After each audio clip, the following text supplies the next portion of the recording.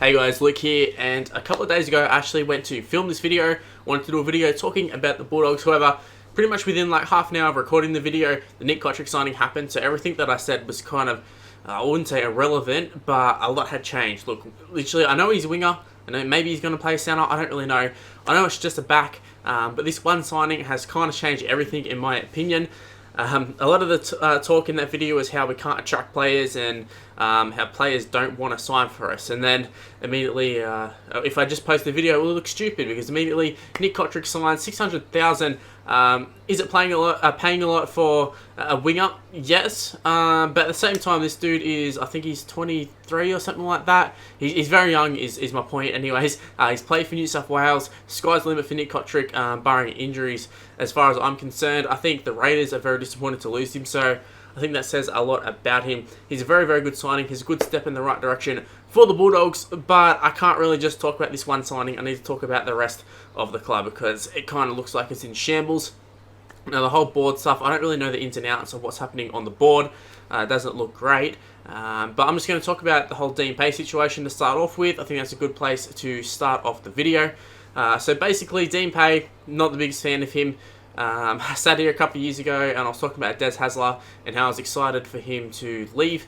He's obviously left, went to Manly, done a fantastic job. In fact, I even did a video talking about him going back to Manly and saying he'd be a success there. So I don't have a total hate for Des Hasler. I just hated what he did to the Bulldogs team. He didn't fit the Bulldogs culture. He obviously fits the Manly culture. And you can kind of see where things went wrong at the Bulldogs and where things are going right at Manly. However, there's no doubt he definitely left the Bulldogs in a bit of a shit show. The salary cap situation wasn't great between him and the previous board as well. I'll throw in the previous board, even left Raelene Castle, a few of them. They definitely left the Bulldogs in the shit, and we're still paying for it right now. Quite literally, we're paying other teams to have our players, some of our best players too. But we've lost a lot of good players over the years. David Klemmer, Josh Reynolds is gone, Moses Mbye. So not only is it star players, but also kind of favourites of the club too. James Graham left. There's countless players who have left and also gone to other clubs and done good too. It's not like they've left and we've went, oh shit, thank God we got rid of them. The only one I'd say is maybe Mbye because he was on a pretty big contract. Gone to the Tigers, still can't find a position. That's the only one that's kind of worked out in my opinion. The rest are all a bit iffy. I mean, they tried to get Josh Reynolds back after getting rid of him. Yeah, we still haven't really replaced players. It's like I said, the club is in shambles. Last night though, against the Dragons, I thought there was definitely positives. I feel like Dean Pay getting sacked is definitely the right step the club needed to take. I don't think he was the man for the job. He's a club legend, but just being a club legend doesn't mean you're the best person for the job. You're the best fit for the job. You look at all the top coaches. How many of them were actually star players? Craig Bellamy was never a star player. Trent Robinson was never a star player. Obviously, it's a little bit of 50-50. Some of them do well, some of them don't. I mean, Des Hasler, I was just talking about him doing a fantastic job. He obviously was a star player, especially for Manly. But at the same time, I don't think it's a given you need to have experience playing. And it kind of does scare me, the fact that they're looking to sign Trent Barrett. The only positive I can see from it, it's definitely not through experience of previous coaching, because him at Manly was terrible. Him at Manly was worse than Hasler at the Bulldogs, and I definitely complained about him. It's probably worse than Dean Pay at the Bulldogs. So Trent Barrett definitely doesn't have a good track record in terms of coaching. However, the only saving grace, I feel like, is that the Penrith attack has been so good and our attack has been so shit over the last couple of years. Ever since Hasler, really. Attack, apart from Ben Barber, attack has been nothing. I just can't believe it. I was talking earlier about players lost. I didn't even bring up the Morris boys, them killing at the Roosters. It's a perfect example. We wouldn't offer them a 2-year contract, and here they are 2 years later, probably going to win another premiership. So there's another one of the failings of the Bulldogs. But I was talking about the attack. I just threw in the Morris boys because they were so good in attack over the years, and we didn't even give them a contract. But just, yeah, Trent Barrett, they keep saying he's the attacking coach for Penrith. They have made good signings. It's not like they've just transformed this team from last year. They went from having guys, Bulldogs got one of them, Sione Katoa and Wade Egan and all those sort of guys playing a hooker. Now they've got Abby Coruscant, who is a premiership winner, who is a very, very good hooker. He's coming to the side. Cleary's a little bit older. Maloney's not there. Jerome Luai's been able to take over as well. So it's a little bit more. There's no doubt over who's the halves combination. Who's going to play fullback? Who's going to play hooker? They've got a set spine, and I think that definitely helps. Which is, it comes to the Bulldogs. We're swapping and changing our halves and hooker and fullback every few weeks. Wakeham gets a shot, and then Lewis is back in, and then probably Wakeham will be in a couple of weeks again, and then Jack Cog will probably be in. Look, I know it is hard considering Kieran Foran is made of plaster. He's literally injured all the time. He's injured once again. He's hurt his toe again. It was a bit confusing last night, considering they weren't really saying what was happening. He was just off the field after a head knock, and turns out he's hurt his toe. So, yeah, it doesn't really bode well for Kieran Foran. Personally, I'd probably let him go. I know a lot of people want to talk about re-signing him. I just feel like no matter what money you sign him for, look, it doesn't matter. He's only going to play half a season anyways. So they may as well keep a youngster or sign someone. I don't know, but Kieran Foran is not the answer. What Bulldogs do need to find, they need to find a hooker ASAP. Definitely need to find a hooker. Need to find at least one solid half, because Foran on his day can do it, but look, he's too injured. And we saw last night when he was playing, he looked pretty good, but like I said, injured. It doesn't help. You can be Jonathan Thurston on the field, but if you're injured all the time, it means nothing. Nick Meaney at fullback I thought was a good move. This is what I'm sort of talking about. Dean Pay, either he's lost the dressing room, or he never had it, or just not a good coach. I don't know. Whatever reason it was, it just wasn't working, because the boys have come out and they've played infinitely times better. Kind of resembled what they were towards the back end of last season, the back end of the last couple of seasons. Now, Dean Pay might have taken that side. He might have got them on a bit of a run at the end of the season. But at the end of the day, it means nothing when it's the end of the season. All it does is make you hopeful for the start of the next season. And it's happened twice now. So, third time we thought was a charm.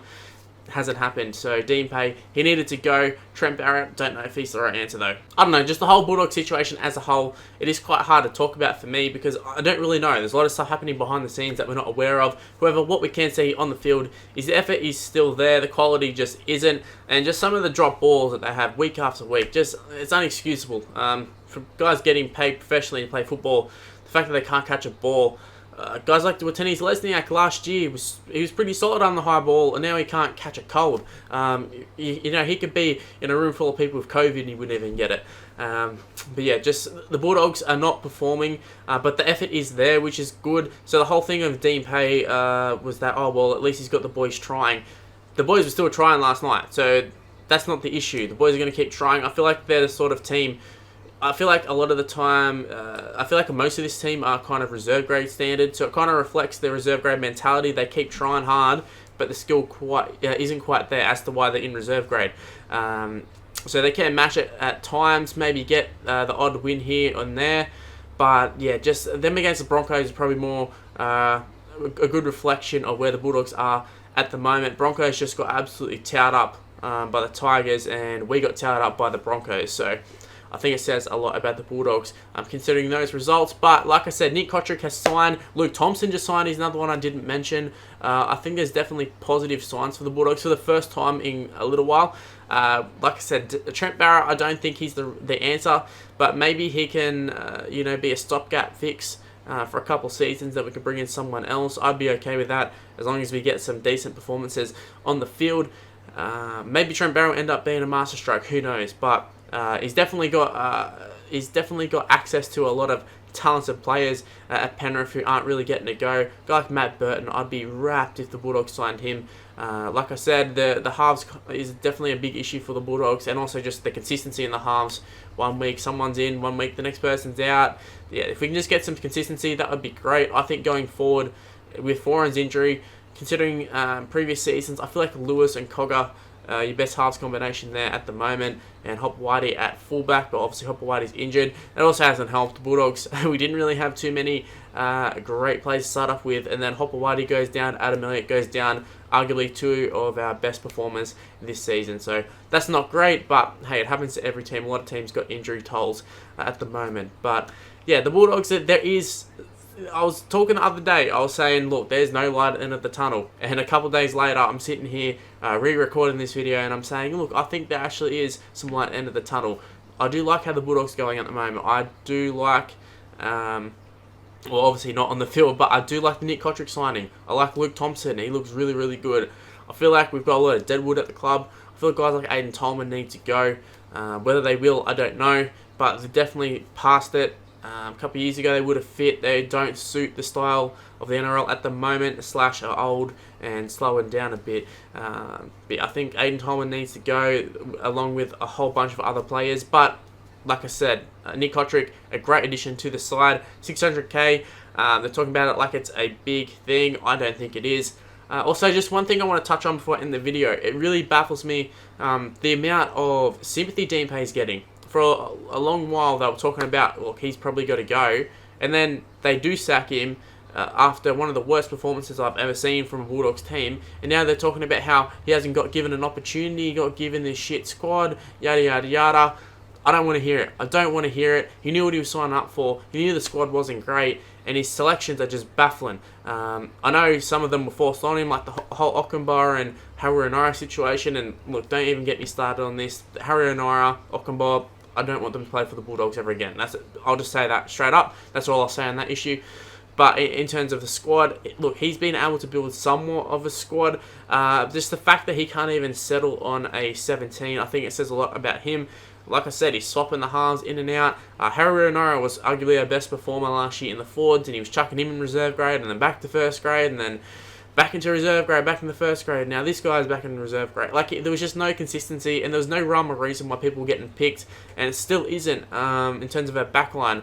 We had a guy like Morgan Harper who had all the raps on him. Josh Morris saying he's my replacement, and he didn't even get a go. We're playing guys like Kerrod Holland, who's had 5 years in first grade and still can't even cement a spot, still can't even make a tackle. And that was very evident last night. And we got guys like Marcelo Montoya, who's a winger, who's playing centre, as far as I know.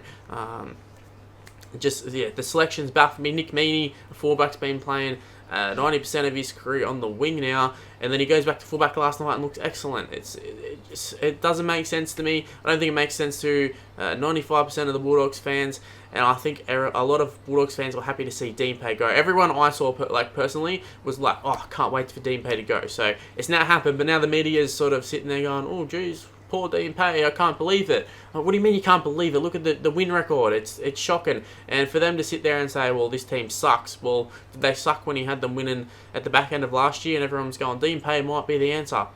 Nah, well, there you go. There you go. So the team can win. They're just not winning.